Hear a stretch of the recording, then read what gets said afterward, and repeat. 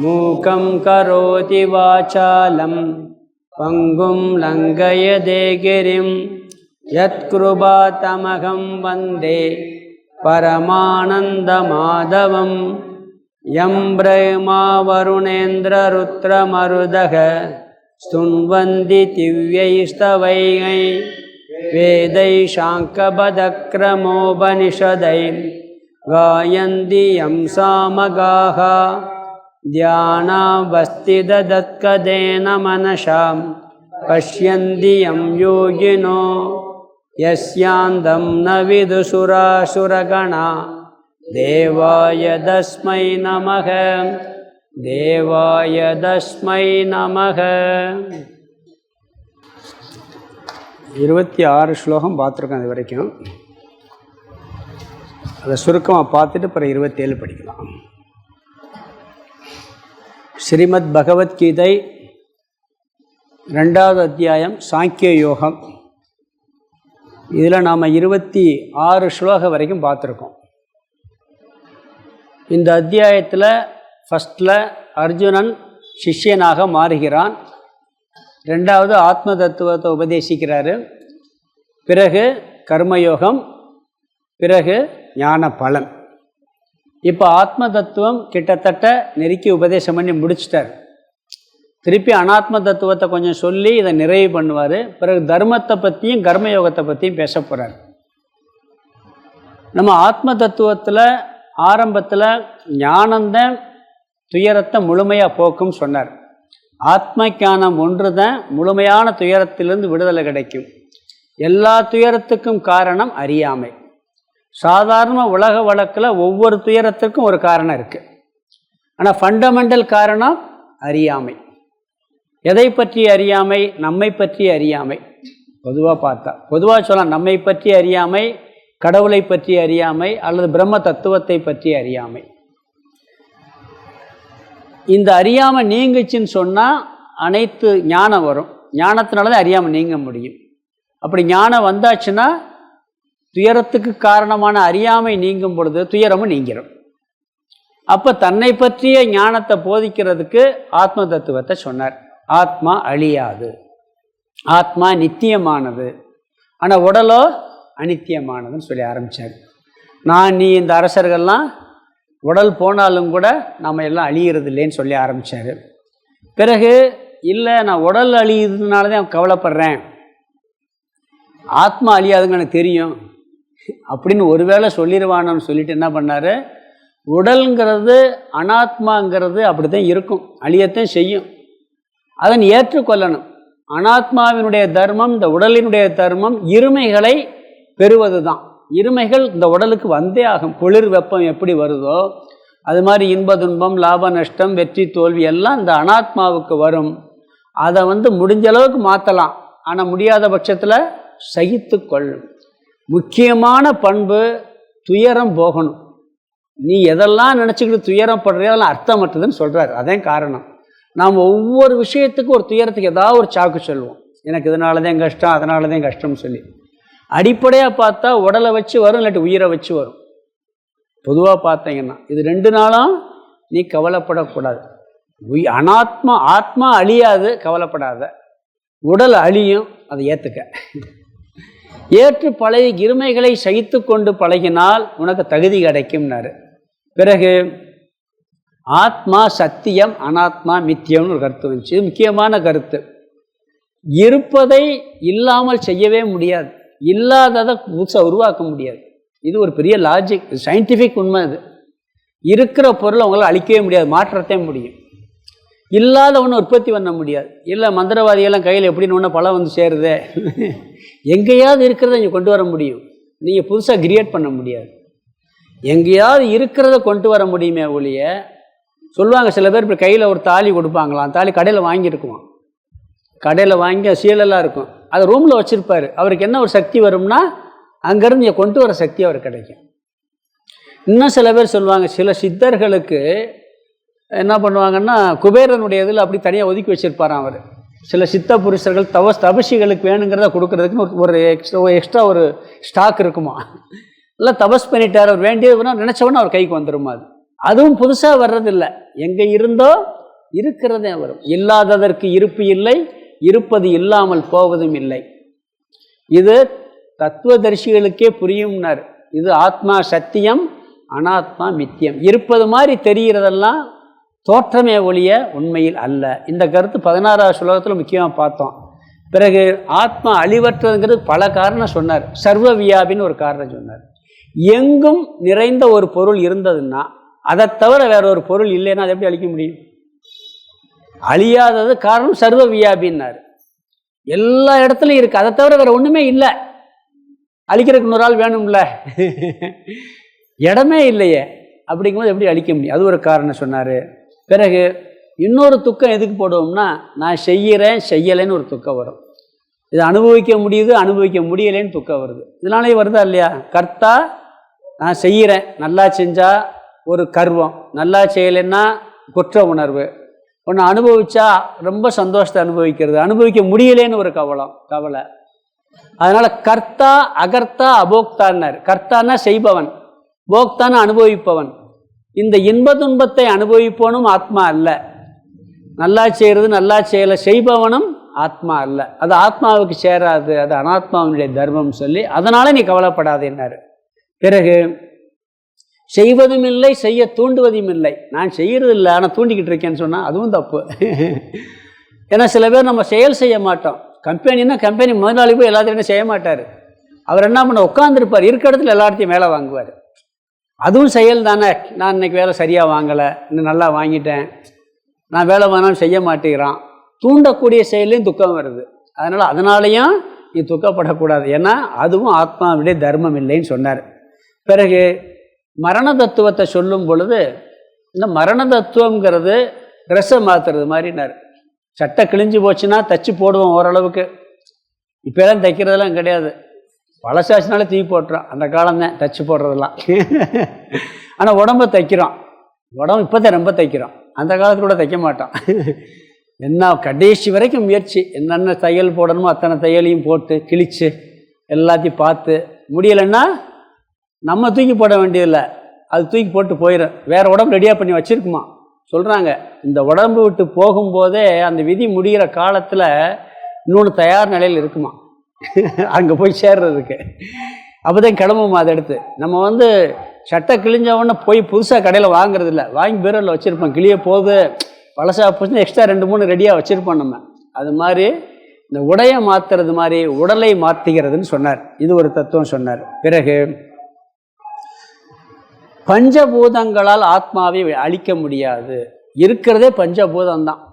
அதெல்லாம் மண்ணுங்கும் போது ஆயுதத்தை சொன்னார். ஏன்னா இங்கே கொலை செயல் போர்க்களமாக இருந்தனால ஆயுதங்கள் ஆத்மாவை வெட்டாது, வாயு உலர்த்தாது, நீர் நனைக்காது, நெருப்பு எரிக்காது, ஆகாசம் ஒன்றும் பண்ணாது. அதனால் அது சொல்லலை.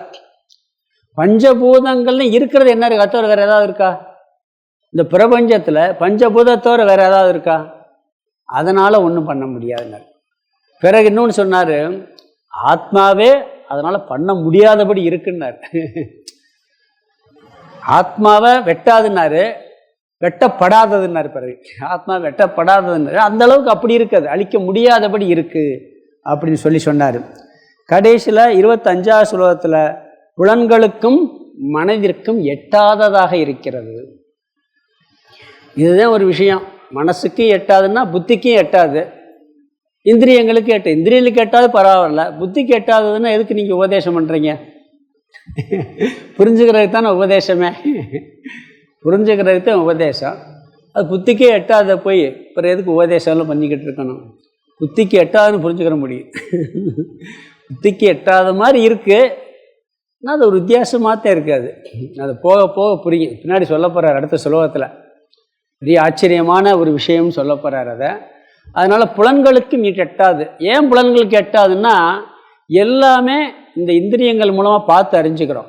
ஒவ்வொரு பொருளையும் தெரிஞ்சுக்கிறோம்னா ஒரு பொருளை அறிவதற்கு ஒரு இந்திரியந்தான் இருக்குது. அது பிரமாணம்னு பேர். ஒன்று அறிவதற்கு ஒரே ஒரு பிரமாணம் தான் இருக்குது. வர்ணத்தை அறியணும்னா கண்ணுங்கிற பிரமாணம் தான்.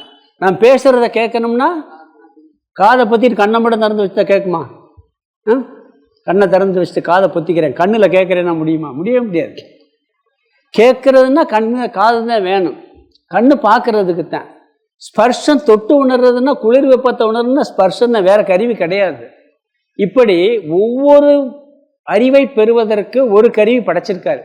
அப்படி ஆத்ம தத்துவத்தை அறிவதற்கு ஏதாவது கருவி இருக்கான்னா ஒரே கருவி இருக்குது, வேத பிரமாணம், குரு சாஸ்திரமே இருக்குது. அதில் ஏதாவது இந்திரியங்கள் மூலமாக அறியணுமா? அப்படி அறியறது இல்லை. அதுக்கு ஒரு உதாரணம் சொன்னேன். நான் இருட்டு அறையில் கண்ணை மூடி உட்காந்துருக்கேன். நான் இருக்கேன்னு தெரிஞ்சுக்கிறதுக்கு எந்த இந்திரியத்தாவது பயன்படுத்தணுமா? நல்ல இருட்டு, நிறையா தடவை சொல்லியிருக்கேன். அதை நல்லா யோசிச்சு பாருங்கள். நான் இருட்டு அறையில் உட்காந்துருக்கேன், ஒரு சப்தமும் இல்லை. அடுத்த ஆள் இருக்கிறாரு தெரிஞ்சுக்கிறதுக்கு லைட் போட்டு பார்க்கணும், இல்லாட்டி சத்தம் போட்டு இருக்கான்னு கேட்டு தெரிஞ்சுக்கலாம், இல்லாட்டி தொட்டு பார்த்து தெரிஞ்சுக்கிறணும். நான் இருக்கேன்னு நான் தெரிஞ்சுக்கிறதுக்கு என் கண்ணை பயன்படுத்தணுமா? என் காதை பயன்படுத்தணுமா? எதாவது பயன்படுத்தணுமான்னா? ஆனால் தெரியுதா இல்லையா? எந்த இந்திரியம் இல்லாமல் நான் இருக்கேன்னு உணர்றேன். ஆனால் ஒன்று சொல்லலாம், மனசு இருக்குல்ல, மனசை வச்சு நான் இருக்கிறேன்னு தெரிஞ்சுக்கிறீங்கல்ல. இங்கே மனசுனால அறிய முடியாதுன்னு சொல்லியிருக்கேன்னா ஆழ்ந்த உறக்கத்தில் மனசு இருக்கா? விழிச்ச பிறகு இருந்தேன்னு சொல்கிறீங்களா இல்லையா? அப்போ எது பார்த்துச்சங்க? ஆழ்ந்த உறக்கத்தில் மனசு கூட கிடையாது. ஆனால் நான் இருந்தேங்கிற உணர்வு விழிச்ச பிறகு தெரியுது. நான் 5 மணி நேரம் என்ன நடந்துச்சுன்னே தெரியாது, அதை பார்த்து தெரியாதுங்கிறத தெரிகிற ஒரு அறிவு இருந்திருக்கா இல்லையா? நான் 10 மணி நேரம் ஆழ்ந்த உறக்கத்தில் இருந்தேன், நைட்டு படுத்தேன்ப்பா, என்ன நடந்து 10 மணி நேரம் தூங்கியிருக்கேன், என்ன நடந்துச்சுன்னே தெரியலேங்கிற அறிவு வந்திருக்கு பார்த்தீங்களா? அதை யார் பார்த்தா? அது புலன்களுக்கும் எட்டாமல் மனதிற்கும் எட்டாமல் இருக்குன்னு சொல்லி அந்த 25வது ஸ்லோகத்தில் இந்த ஆத்ம தத்துவத்தை நிறைவு பண்ணார். பிறகு 26 ஒரு புதுசாக ஒரு கருத்து சொன்னார், அப்யுபேத்தியவாதம். இது என்னன்னு சொன்னால் ஒரு பேச்சுக்காக சொன்னது. இந்த பாருங்க, நான் உயிர் தான் அழியுதுன்னு நினைக்கிறேன், எனக்கு அதெல்லாம் வேணாம், ஆத்மா தான் அழியுது, ஆத்மா தான் பிறக்குது அப்படின்னு நான் சொல்கிறேன், நான் அப்படித்தான் நினைக்கிறேன் அப்படின்னா நடக்கிற விஷயத்துக்கு ஏன் கவலைப்படுறேங்கிறார். அப்படியே வச்சுக்க, ஓம் பாணியிலே வச்சுக்கப்பா, ஆத்மா தான் பிறக்குது, ஆத்மா தான் அழியுதுன்னு வச்சுக்கவேன். அதை நிப்பாட்ட முடியுமா? ஒரு நாளை பிறக்கிறத நிப்பாட்ட முடியுமா? இல்லாட்டி இறக்கிறத நிப்பாட்ட முடியுமா? தவிர்க்கவே முடியாத விஷயத்தை உன் பேச்சுக்காக சொன்னா கூட நீ உன்னுடைய வழக்குப்படியே வச்சுக்க, ஆத்மா அழியுது பிறக்குதுன்னு வச்சுக்கிட்டா கூட அது தவிர்க்கவே முடியாத விஷயமே. பிறந்தா இறந்து தானே ஆகணும். அப்படிங்கும்போது ஏன் நீ கவலைப்படுறேங்கிறாங்க. உன்னுடைய புரியாத ஒரு அஞ்ஞானி சொல்கிறான், ஒரு நாஸ்தியன் கூட சொல்கிறான், ஆத்மா அழியுதுன்னு நான் சொல்கிறேங்கிறேன். சரி வச்சுக்க, எந்த ஆத்மாவும் அழியா நிப்பாட்டி வச்சிருக்கியா? ஒரு ஆத்மாவனால் நிப்பாட்ட முடிஞ்சிருக்கா? முடியலையே. அப்போ அப்படியே எடுத்துக்கிட்டால் கூட நீ கவலைப்படுவது பொருந்தாது அப்படிங்கிறது போனதில் 26வது ஸ்லோகத்தில் பார்த்தோம். அது பிறகு இதுக்கு பேர் அப்யுபேத்தியவாதம்னு பேர். 27 பார்க்கணும். இப்போ நாம் அதனுடைய தொடர்ச்சியாக 27 சொல்கிறாரு. ஸ்லோகம் 27 படிக்கலாம். ஜாதஸ்ய ஹி த்ருவோ மிருத்யுஹும்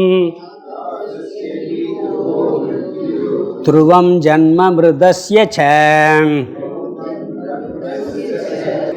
தஸ்மாத பரிகார்யேர்த்தே நத்வம் சோசிதுமர்ஹசி. சாதஸ்ய ஹி த்ருவோ மிருத்யுஹும் த்ருவம் ஜன்ம மிருதஸ்ய ச தஸ்மாத பரிகார்யேர்த்தே நத்வம் சோசிதுமர்ஹசி.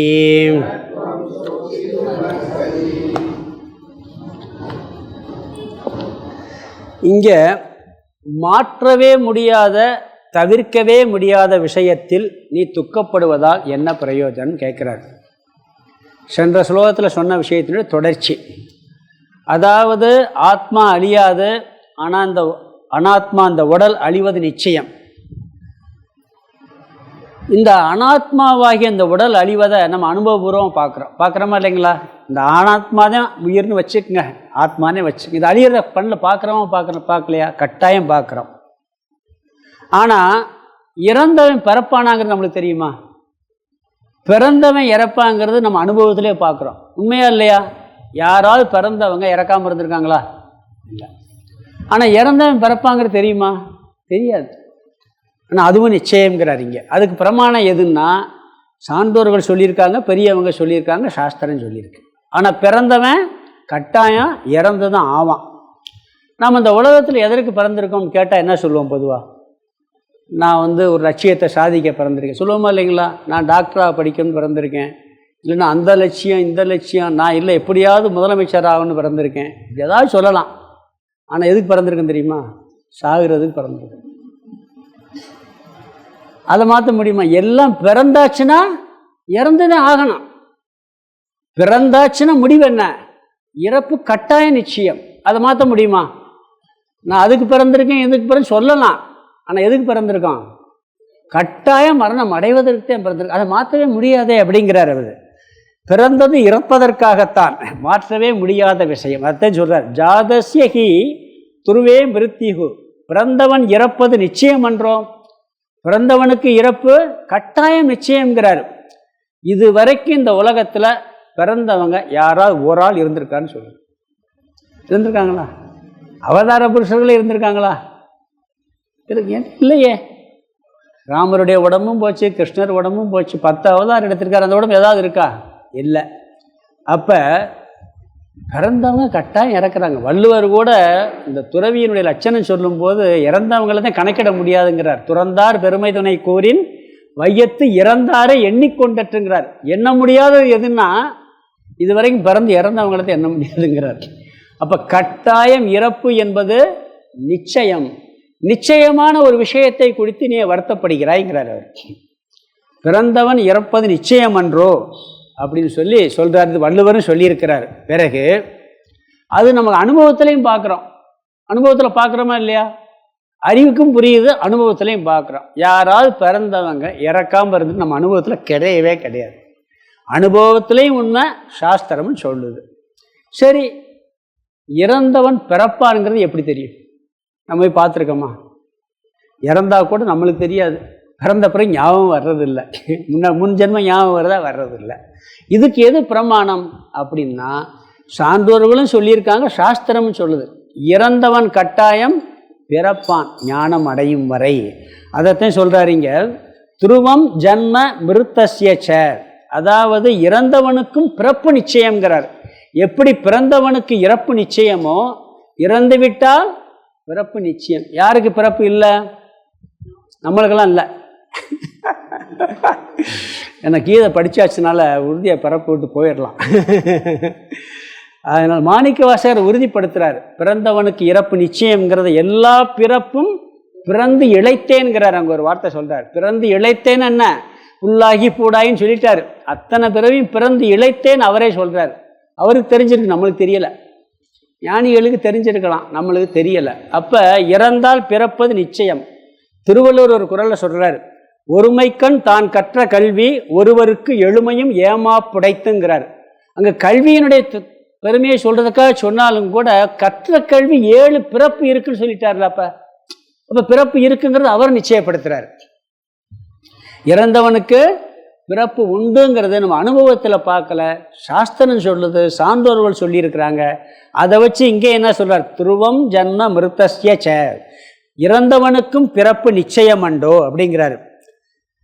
பிறகு இன்னொரு அனுபவம் பார்க்குறோம். சில பேர் பிறக்கும் போதே அபூர்வ ஆற்றலோடு பிறக்கிறான். 5 வயசில் மிருதங்கம் வாசிக்கிறான், பயங்கரமாக வாசிக்கிறான், வயலின் வாசிக்கிறான். ஒருத்தன் பெரிய அபூர்வ சக்தி. ஒருத்தன் 6th படிக்கிறவன் எம்எஸ்சி மேத்ஸ் கணக்காக போட்டுக்கிட்டு இருக்கான், போடுறான். எங்கே படித்தான் அவன்? இதுக்கு என்ன காரணம் சொல்லுவீங்க? பூர்வ ஜென்ம காரணம்னு சொல்ல முடியும். சினிமா படம் கூட நிறைய எடுத்துட்டாங்க. பிராப்தம்னு ஒரு படம், என்னமோ படம் வந்துச்சு, பூர்வ ஜென்மத்தை பற்றி ஞாபகம் வருதுன்னு சொல்லி இருக்க படம் பார்த்துருக்கோமா இல்லைங்களா? நெஞ்சம் மறப்பதிலே ஒரு சினிமா படம் இருந்துச்சு. அப்போ அந்த சில பேருக்கு ஞாபகம் வருது. அப்போ இதுக்கு என்ன காரணம் சொல்ல முடியும்? இறந்து பிறந்திருக்கின்றோம் அப்படிங்கிறோம். அதனால் என்ன சொல்கிறாரு சொன்னால், கட்டாயம் ஒருவன் இறந்து விட்டால் மீண்டும் பிறப்பது நிச்சயம் என்றோ. இது ரெண்டும் மாற்றவே முடியாது. எல்லா ஞானிகள் யாராக இருக்கட்டும், சார்ந்தோர்களாக இருக்கட்டும், எப்படிப்பட்டவர்கள் தபஸ்விகள் எல்லாருடைய உடம்பு இறக்குது பிறக்குது அப்படிங்கிறார். இந்த சமரசம் விழாவும் இடமேங்கிறதுல எல்லாரும் இறக்குறாங்கன்னு சொல்கிறாரு இல்லையா? ஆண்டி எங்கே? அன்னைக்கு கூட சொன்னேன், அரசன் எங்கே, அறிஞன் எங்கே, அசடன் எங்கே, யோகி போகி எல்லாம் தியாகி, எல்லா பேரும் இறந்து தான் போகிறான். ஆனால் ஞானி ஒருத்த மட்டும் பிறக்க மாட்டான். மிச்சம் எல்லோரும் என்ன பண்ணுவாங்க? இறந்து தான் ஆவார்கள் அப்படிங்கிற கருத்தை சொல்கிறார். மரணம் போன்று நம்ம மரணத்தை மட்டும் சொல்கிறாருங்க. கடைசி எண்டு மரணம் தான். ஏன்னா எல்லாரும் பயப்படுறது எதுக்கு? மரணம் தான். வயசானால் மரணம் ஆயிட்டுன்னு நினைப்பாங்க. ஆனால் அவர் நினைக்க மாட்டார் சாவு நம்மளுக்கு வரட்டும்னு சொல்லி. வயசானவங்களுக்கு கூட உடம்பு சரியாக நினைப்பாரே ஒழிய மரணம் வரட்டும்னு நினைக்க மாட்டாங்க. வேறு வழியே இல்லாட்டி சரி பரவாயில்ல இறந்துட்டு போகலான்னு நினைப்பாங்க. ஆனால் மரணத்தை எல்லாருமே தவிர்க்க முடியாத விஷயமா கூடாதுன்னு நினைக்கிறோம். அதனால் மரணத்தை இங்கே சொல்கிறாரு. பொதுவாக உலக வழக்கிலேயே நிறையா விஷயங்கள் தவிர்க்க முடியாத விஷயமா வருது. நாம் முயற்சி பண்ணணும். எத்தனையோ பிரச்சனைகளை சந்திக்கிறோம். அந்த பிரச்சனைகளை விடுபடுவதற்கு, அதை மாற்றுவதற்கு எல்லா முயற்சியும் பண்ணணும். அங்கே வேறு வழி இல்லைன்னா அக்செப்டன்ஸ் தான். என்ன பண்ண முடியும்? ஏற்றுக்கொள்வதை தவிர வழி இல்லை. வள்ளுவர் கூட பார்த்தீங்கன்னா நீ எப்படியெல்லாம் வாழ்ந்தால் சந்தோஷமாக வாழணும்னு ஆரம்பத்தில் சொல்கிறார். முதல்ல என்ன சொல்கிறாரு? முதல் 5 குறள் 4 அதிகாரத்தில் வழிபாடுகள்லாம் சொல்லி இல்லறவியெல்லாம் இல்லறத்தில் இப்படியெல்லாம் இருந்தால் நீ நல்லா வாழலாங்கிறார். பிறகு துறவரவியலில் நீ துறவரத்தில் இப்படியெல்லாம் இருந்தால் நல்லா வாழலாங்கிறார். அதுவும் மீறி உனக்கு சரியாக வாழ முடியலைன்னா நினச்சிக்க, ஊழியல் வச்சுட்டார் கரெக்டாக. ஊழிர் பெருவழி யாவுல மற்றொன்று சூழினும் தான் முந்துரும். அப்போதான் நீ ஊழ்னு சொல்லணும். எடுத்த உடனே விதின்னு சொல்லி உட்காரக்கூடாது. வாழ்க்கையில் விதிங்கிறத நடந்து முடிஞ்ச பிறகுதான் சொல்லணுமே ஒழிய நடக்கிறதுக்கு விதிப்பா அப்படின்னு உட்காரக்கூடாது. எண்டு வரைக்கும் முயற்சி பண்ணணும் அதை தவிர்க்க. அந்த விஷயம் தவிர்க்க முடியாமல் போயிடுச்சுன்னா அங்கே தான் ஊழ்ங்கிறார். ஊழிர் பெருவழி யாவுலன்ட்டு இருக்கணுங்க. அது வரைக்கும் நம்ம ஊழ் சொல்லக்கூடாது. ஊழ் எப்போ முடியுதுன்னு யாருக்கும் தெரியாது. மாற்ற முடியாத விஷயத்தில் நீ ஏற்றுக்கொள்ள வேண்டும். துக்கப்படுவது பொருந்தாதீங்க. மரணத்தை சொல்லி சொல்கிறார். அன்னைக்கே சொன்னேன்னு நினைக்கிறேன். ஒரு குற்றவாளி இருக்கார், கீழ்கோர்ட்டில் தண்டனை வந்துடுது. அவருக்கு என்ன திருப்பி ஹைகோர்ட் போகிறாரு, சுப்ரீம் கோர்ட்டு போகிறாரு. அவர் உண்மையிலேயே தப்பே செய்யலை. ஆனால் சுப்ரீம் கோர்ட்டில் என்ன ஆகி போச்சு? தூக்கு தண்டனை விதிச்சாச்சு. ஜனாதிபதி மனுவும் தள்ளுபடி பண்ணியாச்சு. என்ன பண்ணணும்? வேறு வழி இல்லையே. அப்போ ஊழ்னு அவர் நினைக்கணும். ஏதாவது ஜென்மத்தில் கொலை பண்ணிட்டு தப்பிச்சிருப்பார். அதனால் என்ன பண்ணியிருப்பார்? திருப்பி இங்கே தண்டனை கிடச்சி. கௌரவம் படத்தில் அப்படி தானே காமிக்கிறாங்க. எங்கள் ஊரில் ஒருத்தர் சொல்லியிருக்கேன். கிராமத்தில் நேற்று கூட அந்தர்யோகத்துக்கு வந்தார். அவர் இந்த கால் கொஞ்சம் சாட்சி வந்தார். 2 காலும் வரல. சாமி பார்க்க போயிருக்காரு. அவருக்கு 2 கால் கம்ப்ளீட்டாக வரல. ஆக்ஷனே பண்ண முடியல. நாங்கள் போயிருக்கு. சும்மா சின்ன வீடு உட்காந்துருக்கிறார். அவர் சிரிச்சுக்கிட்டு சொல்கிறாரு. என்ன சொன்னாருன்னா, போன ஜென்மத்தில் யாரோ காலை வெட்டியிருப்பேன் சாமி, 2 வருஷம் தண்டனை இல்லாமல் தப்பிச்சிருப்பேன், அதனால் 2 வருஷம் முடக்கிட்டார் கடவுள், 2 வருஷம் கழிச்சு நடந்துடுவேன் சாமிங்கிறார். நடந்துட்டார். அதே மாதிரியே ஒரு கிராமத்து சாதாரணமாக சொல்கிறாரு.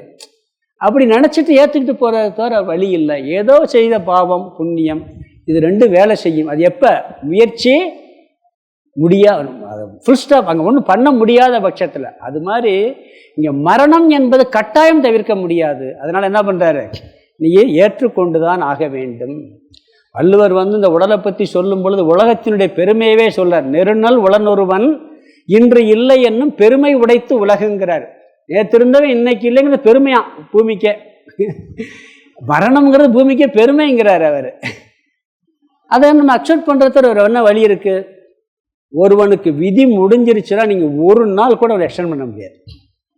விதி முடிஞ்சுன்னா ஒரு நாள் எக்ஸ்டெண்ட் பண்ண முடியும். சில பேர் பாருங்கள், ஒரு 1000 ரூபா பணம் இல்லாமல் இறந்துருப்பான்.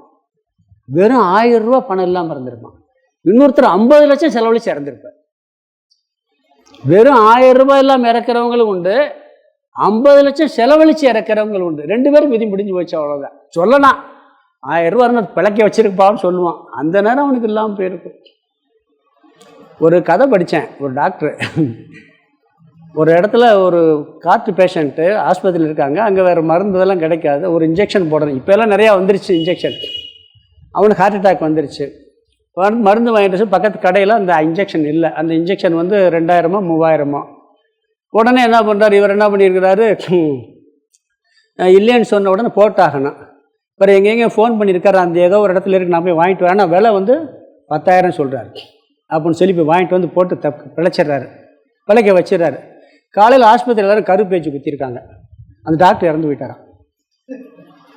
காரணம் என்னென்னா, அவர் கொஞ்சம் காசு ஆசை ஜாஸ்தி. இவருக்கு ஹார்ட் அட்டாக் வந்த பிறகு வீட்டில் ஒரு இன்ஜெக்ஷன் வச்சுருந்துருக்காரு. அதை எடுத்து வந்து காசு போட்டு வச்சு போட்டார். அவர் கதையில் போட்டிருந்தான். அவருக்கு இல்லாமல் போயிடுச்சு பாருங்கள். இது எப்படி? அப்போ விதி முடிஞ்சிச்சுன்னு யாராலும் தடுக்க முடியாது. இவர் வழியே இல்லை. அதனால் என்ன சொல்கிறாரு? பிறந்தவன் இறப்பது நிச்சயம் என்றோ, இறந்தவன் பிறப்பது நிச்சயம் என்றோ, இது தவிர்க்க முடியாத விஷயத்தில் நீ ஏன் துயரப்படுகிறாய்? அப்படி இது இறப்பு மரணத்தை, பிறப்பு இறப்பை மட்டும் இல்லை, உலகத்தில் நீங்கள் எந்த விஷயமா எடுத்தாலும் இதை உதாரணமாக எடுத்துக்கிறலாம். முயற்சி பண்ணுறோம், அங்கே வேறு வழி இல்லைன்னா ஏற்றுக்கிறது தவிர வழி இல்லை. அப்போ கவலைப்பட வேண்டிய அவசியம் இல்லை.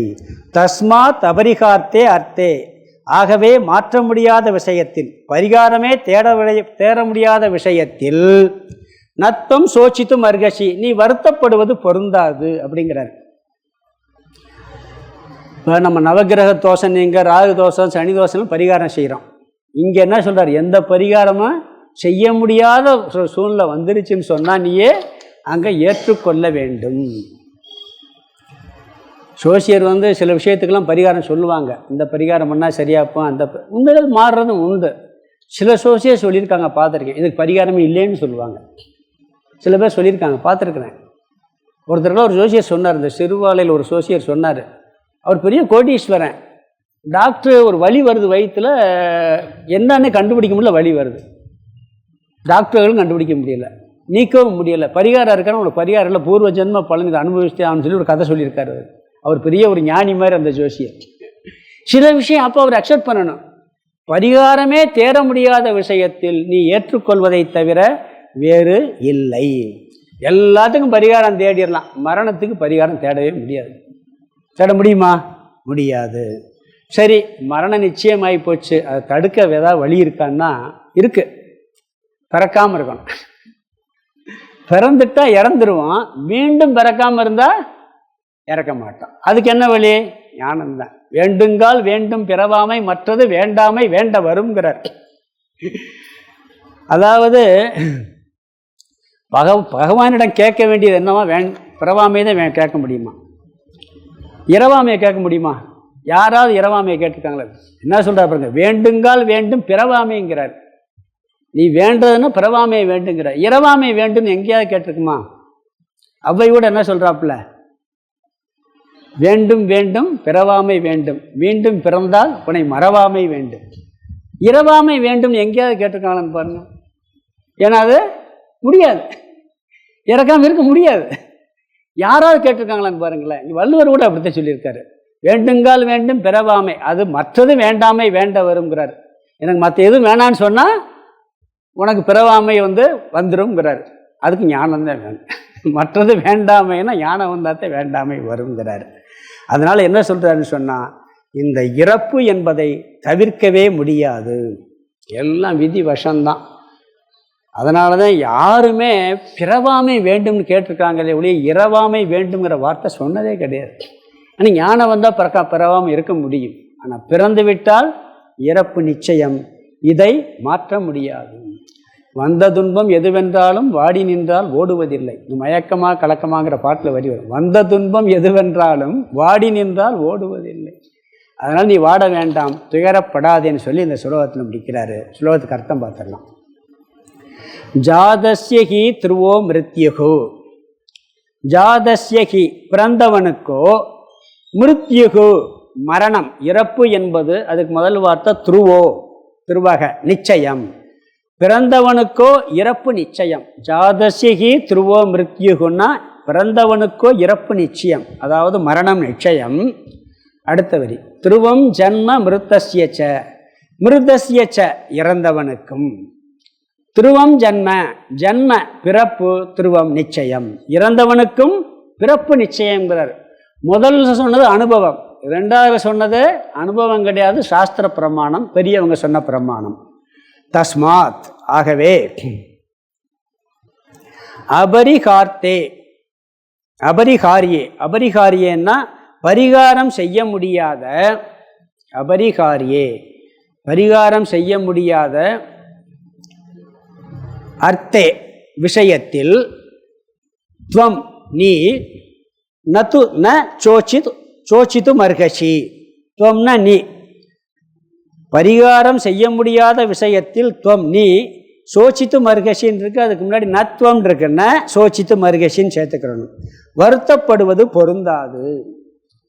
பிறப்பு இறப்பு, பிறந்தால் இறப்பு நிச்சயம், இறந்தால் பிறப்பு நிச்சயம். இங்கே ஒரே வார்த்தை நம்ம சேர்த்துக்கலாம், ஞானிக்கு மட்டும் மீண்டும் பிறப்பு இல்லைன்னு சேர்த்துக்கலாம். அதனால் இந்த மாற்ற முடியாத விஷயங்களில் வருந்துவது பொருந்தவே பொருந்தாது அப்படிங்கிறார். அடுத்த ஸ்லோகம் 28 படிக்கலாம்.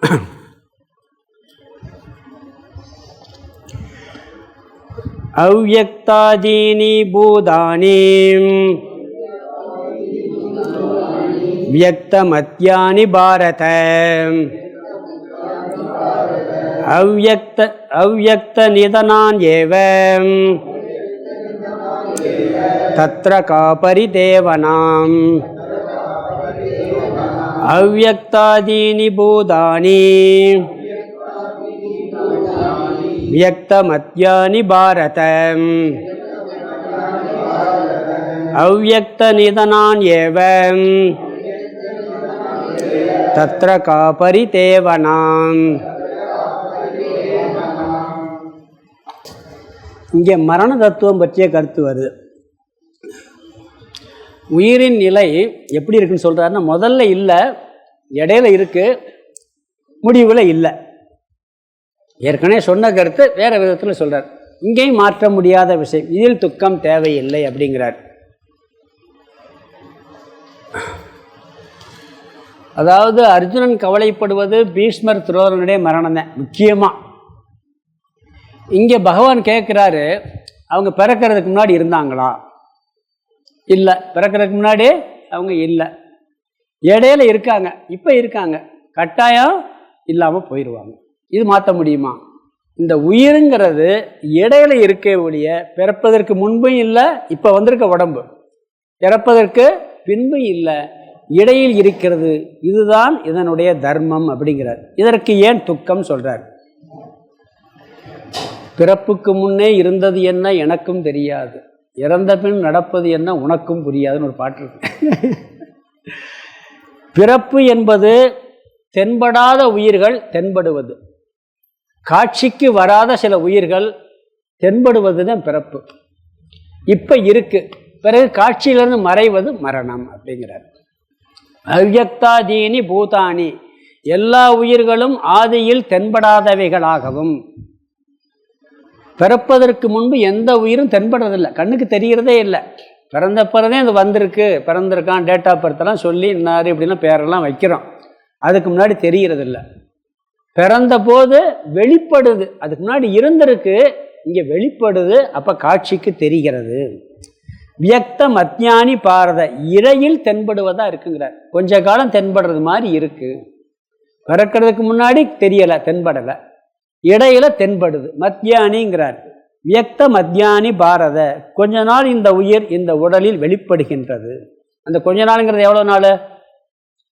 ஒரு நாளாக இருக்கலாம், பிறந்த உடனே ஒரு நாள் மட்டும் இருக்கலாம், இல்லை 1 வருஷம் இருக்கலாம், 10 வருஷம் இருக்கலாம், 50 வருஷம் இருக்கலாம், 100 வருஷம் இருக்கலாம்.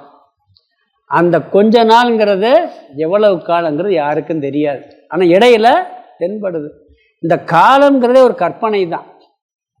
நம்மளுக்கு தான் 100 வருஷம் பெரிய ஆயுள்னு சொல்கிறோம், அது வந்து யோனி தர்மம்னு சொல்லுவாங்க. ஈசலுக்கு எவ்வளோ நாள் தெரியுமா? மொத்தமே அதுக்கு பிறந்து இறந்து எல்லாம் வாழ்க்கையே ஒரு நாளில் முடிஞ்சு போயிடும். சில உயிர்களுக்கு 1 வருஷம் இருக்கும், சில உயிர்கள் 6 மாதம் ஆயிலே இருக்கும். நம்மளுக்கு 100 வருஷத்தில் என்ன அனுபவம் இருக்கோ அதுக்கு 6 மாதத்தில் கிடச்சிருமா, அது யோனி தர்மங்கிறாங்க. அந்த உடம்புல இருக்கும்போது அதுக்கு நம்மளுக்கு 100 வருஷம் எப்படி வாழ்க்கை இருக்கோ அதுக்கு அந்த 100 வருஷம் அனுபவம் மாதிரி அதுக்கு தெரியும். ஆடு மாடெல்லாம் 5 வருஷம் 10 வருஷம், அதுக்கு வாழ்க்கையே அவ்வளவுதான். சில உயிர் முதலை மாதிரி திமிங்கலம்லாம் 300 வருஷம் 400 வருஷங்கிறாங்க. அவங்களுக்கு அந்த யோனி அந்த உடம்புல எப்படி இருக்குமா இவ்வளவு நாள் இருக்கு, அந்த இடைப்பட்ட காலம்ங்கிறது அவ்வளோ வருஷமாக தெரியுங்கிறாங்க.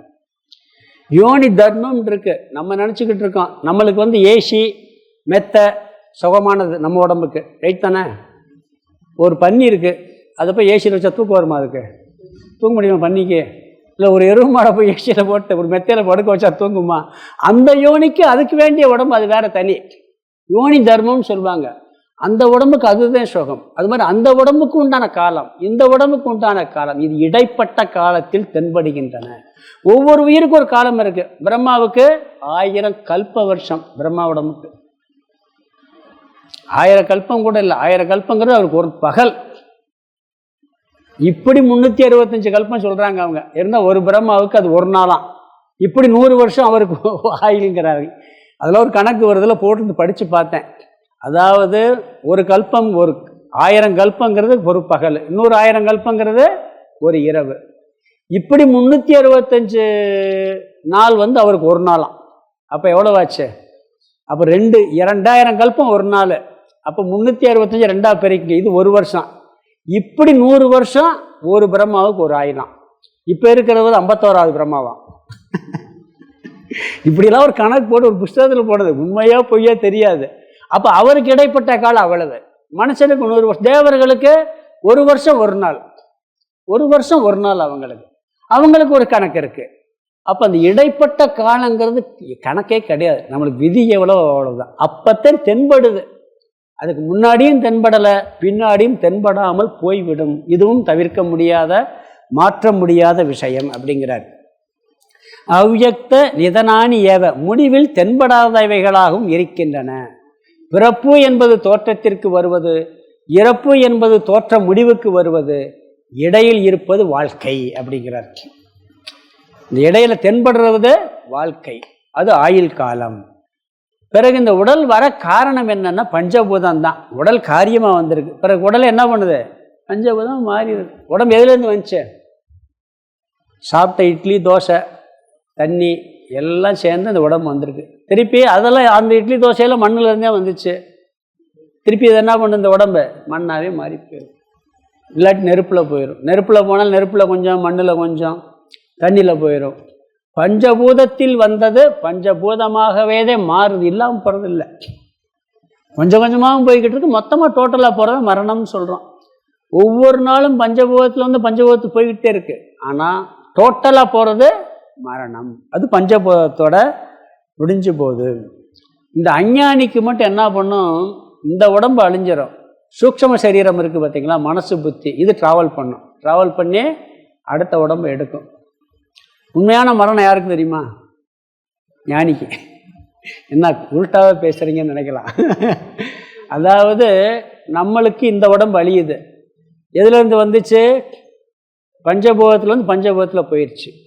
எது ட்ராவல் பண்ணால் அந்த ஆத்ம தத்துவத்தினுடைய பிரதிபிம்பத்தோட சூக்ஷ்ம சரீரம் உள்ளே இருக்குது. கண்ணுக்கு தெரியாத ஒரு சரீரம் இருக்குது, அதுக்குதான் உயிர்னு பேர்.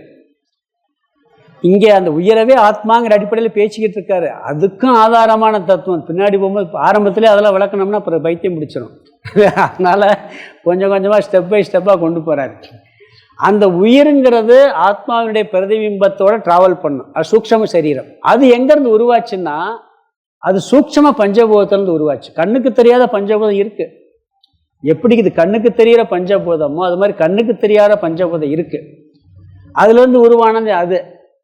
ஞானம் வர்ற வரைக்கும் ட்ராவல் பண்ணி அடுத்த ஒரு ஸ்தூல பஞ்சபூதத்தை எடுத்துக்கிறோம். ஞானம் வந்துச்சுன்னா இந்த உடம்பு என்னாகும்? அந்த சூக்ஷ்ம பஞ்சபூதம், சூக்ஷ்மம் இங்கே மனசு இருக்குது பார்த்தீங்களா, சூக்ஷ்ம சரீரம், இது சூக்ஷ்ம பஞ்சபூதத்தில் கலந்துடும். அவன் டோட்டலாக அவன் என்ன பண்ணுவான்? பிறவாமை அடைஞ்சிடுவான். அது வரைக்கும் ட்ராவல் பண்ணி வந்துக்கிட்டே இருக்கும். கனவு காங்குறான். கனவு காங்கும்போது கனவுக்கு முன்னாடி அந்த காட்சி இருந்துச்சா? திடீர்னு வருது கனவு. என்னதான் வருதுன்னே கற்பனையே பண்ண முடியல, அப்படிலாம் கனவு வருது. டக்குன்னு முடிஞ்சு போயிடுது. அந்த கொஞ்ச நேரம் இருக்குது கனவு மாதிரி. இப்போ எல்லாம் பகவான் கனவுல நாம் வாழ்ந்துக்கிட்டு இருக்கோம். இப்போ நம்ம இதெல்லாம் என்ன வருது? கிளாஸ் எல்லாம் பகவானுடைய கனவு தான். அவர் கனவு லேட்டாக முடியாது, 1000 கல்ப வருஷம் ஆகும். அதுக்கு ஒரு உதாரணம் சொல்லுவாங்க. எப்படி இந்த இடையில தென்படுறதுங்கிறதுக்காக, ஒரு ஆற்றுல தண்ணி போய்கிட்டு இருக்கு, ஒரு இடம் நடந்து நல்ல இருட்டு, ஒருத்தர் டார்ச் அடிக்கிறாரு, பெரிய டார்ச், ரவுண்டாக டார்ச் அடிக்கிறாரு. அந்த இலை என்ன பண்ணுது தெரியலை.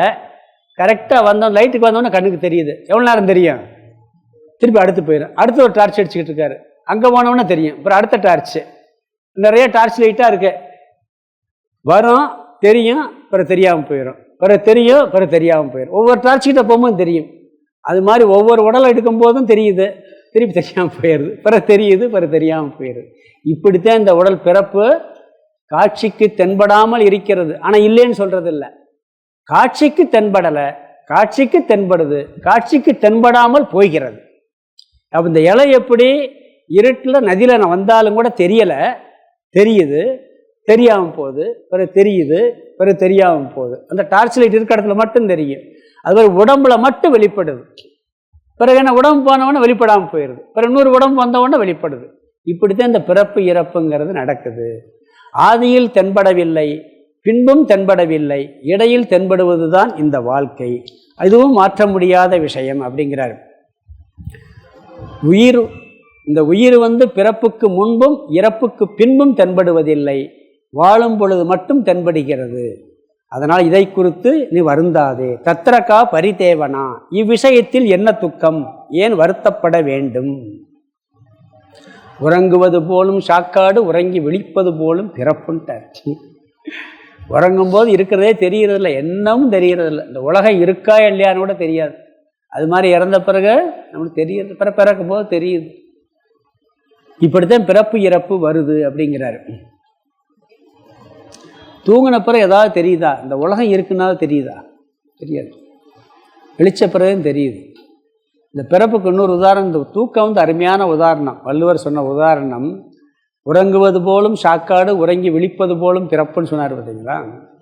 இப்போ தூங்க போகிறோம். இன்னைக்கு நடந்த நிகழ்ச்சி பூரா என்ன போகுது, அங்கே கம்ப்ளீட் டோட்டல் அவுட் முடிஞ்சிச்சா இல்லையா? மறுநாள் எந்திரிச்ச உடனே விவகாரம் ஆரம்பிக்குது. எப்படி ஆரம்பிக்கும் தெரியுங்களா? முதல் நாள் சம்பவத்தில் தொடர்ச்சியாகவும் இருக்கலாம், 10 நாளைக்கு முன்னாடி நடந்த சம்பவத்தில் தொடர்ச்சியாகவும் இருக்கலாம், கலவையாகவும் இருக்கலாம். இந்த பிறப்பு, அடுத்த பிறப்புங்கிறது இந்த ஜென்மத்தினுடைய தொடர்ச்சியாகவும் இருக்கும், ஏதோ 5 ஜென்மத்துக்கு முன்னாடி ஒரு தொடர்ச்சியாகவும் இருக்கும், இல்லை பல ஜென்மங்களுடைய கூட்டு பாவ புண்ணியத்தினுடைய கலவையாகவும் கூட இருக்கும். எப்படி தூங்கி விழிச்சவுடன் நம்ம வாழ்க்கை எப்படி ஆரம்பிக்குது, பல நாளுடைய தொடர்ச்சி அல்லது முதல் நாள் தொடர்ச்சி எல்லாம் வச்சு கலவையை ஆரம்பிக்கிறது மாதிரி தான் அந்த பிறப்பே இருக்குங்கிறாங்க. ஏன்னா நம்மளுடைய சஞ்சீத கர்மா டோட்டலாக அங்கே ஸ்டாக் இருக்குது. அதில் பகவான் எதெல்லாம் எடுத்து போடுறாரோ போட்டு பிறக்க வச்சிருவார். அதை அனுபவிச்சுட்டே ஆகணும், வேறு வழி கிடையாது. இதில் துக்கப்படுவதற்கு அர்த்தம் இல்லை அப்படிங்கிறார். அதாவது இதெல்லாம் மாற்ற முடியாது, அழிக்கவே. எனர்ஜி மேட்ராக மாறும், மேட்ரு எனர்ஜியாக மாறும். ஐன்ஸ்டீன் தியரியா தானே, எனர்ஜி மேட்ராக மாறும், மேட்ரு எனர்ஜியாக மாறும், இல்லாமல் பண்ண முடியாது. இதுதான் நியதி. அதனால் இதுக்காக நீயே கவலைப்பட வேண்டிய அவசியம் இல்லைங்கிறார். ஸ்லோகத்துக்கு அர்த்தம் பார்த்தலாம். அவ்யக்தாதீனி பூதானி, கடைசி வார்த்தை பாரதன் இருக்கு. அர்ஜுனா, பாரதன்னா அர்ஜுனா. பூதானி, அவ்யக்தாதீனி பூதானி. பூதானின்னா எல்லா உயிரினங்களும். அவ்யக்தாதீனி, ஆதியில் புலன்களுக்கு தென்படாதவைகளாகவும், புலன்களுக்குன்னு சேர்த்துக்கணும், ஆதியில் தென்படாதவைகளாகவும். அவ்யக்தாதீனினா ஆதியில் தென்படாதவைகளாகவும். அர்ஜுனா, எல்லா உயிரினங்களும் ஆதியில் தென்படாதவைகளாகவும். வியக்த மத்தியானி, வியக்த மத்தியானின்னா இடையில் தென்படுபவைகளாகவும், இடையில் புலன்களுக்கு தென்படுபவைகளாகவும் வச்சுக்கலாம், புலன்களுக்கு சேர்த்துக்கலாம். அடுத்த வார்த்தை ரெண்டாவது வரி, அவ்யக்த நிதனானி ஏவ, முடிவில் தென்படாதவைகளாகவும் கடைசியில் தென்படாதவைகளாகவும் இருக்கின்றன. தத்ர கா பரிதேவனா, தத்ர இந்த விஷயத்தில், க பரிதேவனா ஏன் வருத்தப்பட வேண்டும், என்ன துக்கம்ங்கிறார். இதன் நியதி, இதுக்கு போய் நீ கவலைப்பட வேண்டிய அவசியம் இல்லை. உயிர்கள் இடையில் மட்டும்தான் தெரியுது, தோன்றுவதற்கு முன்பும் இல்லை பிறகும் இல்லாமல் போய்விடுகிறது. இதுவும் மாற்ற முடியாத விஷயம், இதற்கு கவலைப்பட வேண்டிய அவசியம் இல்லை. அடுத்து 29 படிக்கலாம்.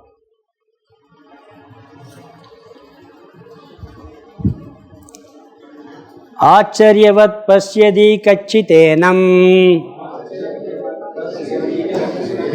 ஆச்சரியவத் வததி ததைவ சான்யகம், ஆச்சரியவத் சைனமன்ய ஸ்ருணோதி, ஸ்ருத்வாப்யேனம் வேதன சைவ கச்சித். ஆச்சரியவத் பஸ்யதி கச்சிதேனம், ஆச்சரியவத் வததி ததைவ சான்யகம் ஆச்சரியவத் சைனமன்ய ஸ்ருணோதி ஸ்ருத்வாப்யேனம் வேதன சைவ கச்சித்.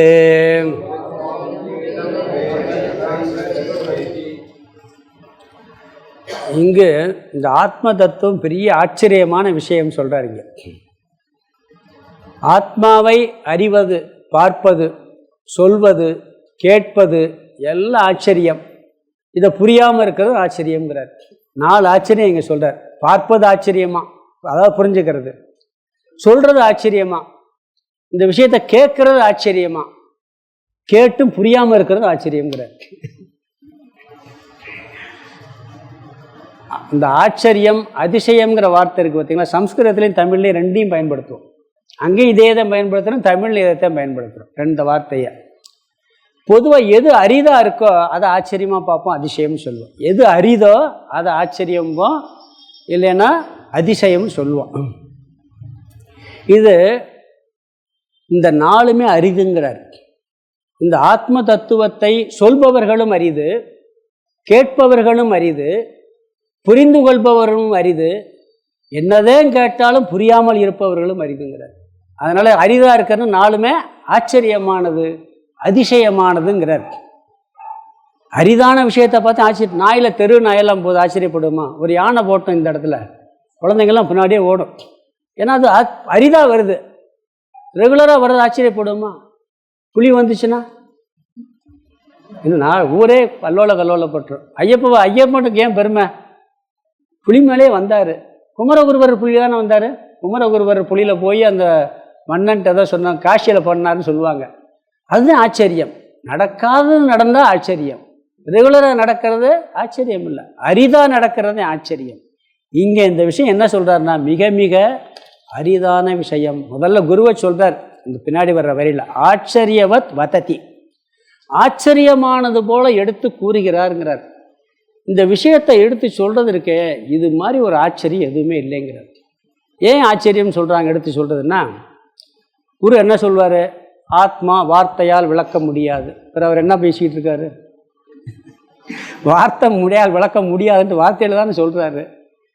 இது ஆச்சரியமாக தானே இருக்குது. வார்த்தையால் விளக்க முடியாத வார்த்தையை சொல்லி புரிய வச்சா இது ஆச்சரியமாக தானே இருக்கு. வார்த்தையால் விளக்க முடியாது, புலன்களுக்கு தென்படாது, மனதினால் அறிய முடியாது, இப்படியே சொல்லி சொல்லி புரிய வச்சிடுறாரு. அது ஆச்சரியமா? மனசுல தான் கேட்க முடியும், புரிகிறது மனசுல தான் புரிய முடியும், புத்தியில தான் புரியும், புத்திக்கு எட்டாதுன்னு வேறு சொல்லிடுறாரு. வார்த்தையால் விளக்க முடியாதுன்னு வேறு சொல்லி போடுறாரு. அப்புறம் எப்படி வார்த்தையால் விளக்க முடியாது, புத்திக்கு எட்டாதுன்னு சொல்லிட்டு எப்படி புரிய வைக்கிறார்? இதுதான் பெரிய இந்த அதிசயமான விஷயமே. இதுதான் வேதாந்தம். விளக்க முடியாதுன்னு சொல்லி சொல்லி விளக்கிறது. புலன்களுக்கு எட்டாது, மனசில் புரிய முடியாதுன்னு சொல்லி மனசில் புரிய வச்சிருது. அது ஒரு டெக்னிக்கலாக அப்படியே கொண்டு போய் அதை அழகாக அப்படியே இதெல்லாம் புரிஞ்ச போதும் இவ்வளவு ஒரு விஷயத்தை இவ்வளோ எளிமையாக எப்படி கொண்டு போய் அந்த வேதாந்த நூல்களே அப்படி தான் கொண்டு போகுது. ஆனால் கேட்கலாம்ல, வார்த்தையால் விளக்க முடியாது, பிறகு பேசுகிறீங்க, எதுக்கு உபதேசம் பண்ணீங்கன்னு கேள்வி கேட்கலாமா இல்லைங்களா? மற்ற விஷயம் மாதிரி விளக்க முடியாது, அதே உண்மை. உலக விஷயம் மாதிரி விளக்க முடியாது, இருப்பதை காட்டி கொடுக்கக்கூடிய ஒரு பெரிய ஆச்சரியமான செய்கிறாராம். அதனால தான் இது ரொம்ப ஆச்சரியம். அது மட்டும் இல்லை, அரிதானது. நீங்கள் பாருங்கள், பொதுவாக சொற்பொழிவு பண்ணுறாங்க நிறையா பேர், அதுவே அரிது தான். உபன்யாசம் பண்ணுறவங்க ரொம்ப கம்மி. இதில் பார்க்க ஆன்மீக சொற்பொழிவு ஆற்றவங்க ரொம்ப அதை விட கம்மி. ஆத்ம தத்துவ உபதேசம் பண்ணுறவங்க ரொம்ப ரொம்ப ரொம்ப கம்மி, ஆளே இருக்காது. தத்துவத்தை கேட்கறதுக்கு ஆள் வராதுங்கிறாங்க. கும்பாபிஷேகம் பண்ணட்டும், அழகப்பட்ட கூட்டம் கூடும். அதுவும் விளம்பரம் பண்ணி பெரிய அந்த ஊரில் ஒரு பாப்புலரான கோயில்னு வச்சுக்கோங்க, எங்கேருந்து தான் கூட்டம் வரும்னு சொல்ல முடியாது. பாகவதம் இந்த மாதிரி கதை சொன்னோம்னா இன்னும் கொஞ்சம் பரவாயில்லாமல் வரும். தத்துவம் பேசுகிறோம்னா வர்றதே ரொம்ப ஆச்சரியம். நீங்களும் ஆச்சரியமானவர்கள் தான். சொல்கிறாரு கேட்பது ஆச்சரியங்கிறார். நான் சொல்ல, பகவான் சொல்கிறார் கேட்பவர்கள் ஆச்சரியம். அதனால தயானசாமி சொன்னார் தேனியில், அந்த வேதாந்த சாஸ்திர பிரச்சார ட்ரஸ்ட்டுன்னு சொன்னதை, வேதாந்த பிரச்சாரம் பண்ண முடியாதுன்னா பிரச்சார ட்ரஸ்ட்னு வச்சுருக்கீங்கன்னு கேட்டார். வேதாந்தத்தை பிரச்சாரம் பண்ண முடியாதான், அது வெர்டிக்கல் ஹரிஜாண்டல் கிடையாதுங்கிறார். அது ஒரு குரு சிஷ்யன் இப்படித்தான் இப்படியே கொஞ்சம் பேர் தான் வருவாங்க. அப்படியே உலகம் பூரா பரப்பிடலாம்னா முடியாது. ராஜவித்யா ராஜ குக்கியம்னாரு. எல்லாம் புக்கில் இருக்குது, நோட்டில் இருக்குது. ஏன் படித்து தெரிஞ்சுட்டு ஞானத்தை அடைஞ்சிட்டு போயிடலாம்ல? முடியலை. அப்போ வர்றவங்க அரிது கேட்ப சொல். முதல்ல இங்கே என்ன சொல்கிறேன்னா, ஆச்சரியவத் வததி, சொல்பவர்கள் அரிதுங்கிறார். அடுத்தது கேட்பவர்கள், சிஷியர்களுக்கு சொல்கிறார். ஏன்னா இதை கேட்பவர்கள் எப்படிப்பட்டவர்கள்? அவர்களும் அரிதானவர்கள், ஆச்சரியமுடையவர்கள். ஆச்சரியவத் ச ஏனம் அந்நிய சுருணோதி, கேட்பவர்களும் அரிது. இந்த விஷயத்துக்கு கேட்குறாங்க அவருங்க. தத்துவத்தை கேட்கறதுங்கிறது ரொம்ப ரொம்ப அபூர்வம், ரொம்ப அபூர்வங்கிறார். அரிதானவர்கள்ங்கிறார். அரிதானவர்களை இருக்கிறதுனால அவர்கள் ஆச்சரியத்துக்குரியவர்களே. குருவானவர் கூறும்போது இதை ஆச்சரியமாக விளக்க முடியாததை விளக்கி வைக்கிறாரே அப்படின்னு இவங்க ஆச்சரியமாக கேட்குறாங்களாம். அதனால் சிஷ்யர்களும் அரிதானவர்கள், கேட்பவர்களும் அரிதானவர்கள். இப்படி இந்த சொல்கிறவங்க கேட்குறவங்கள உலக மக்கள் ஆச்சரியமாக பார்ப்பாங்களாம். ஆச்சரியமாகவும் பார்க்கலாம், கேலியாகவும் பார்க்கலாம். எனத்தையே சொல்லிக்கிட்டு இருக்காரு, இவங்களும் எனத்தையே கேட்டுக்கிட்டு இருக்காங்க. வேலை வெட்டி இல்லாமல் போய்கிட்டு இருக்காங்களே. சில பேர் கிண்டல் பண்ணுறதுங்களா இல்லையா? அவர் என்னமோ ஆத்மாங்கிறாரு, நீங்கள் என்னத்தையே கேட்டுக்கிட்டு வர்றீங்க, ஏன் வேறு வேலையை பார்க்கலாமே. அவங்களுக்கு இதுக்கு போகிறாங்களே இவங்கெல்லாம். ஏதோ டிவி பார்க்கலாம், வீட்டில் உட்காந்து ஒரு அரட்டை அடிக்கலாம்.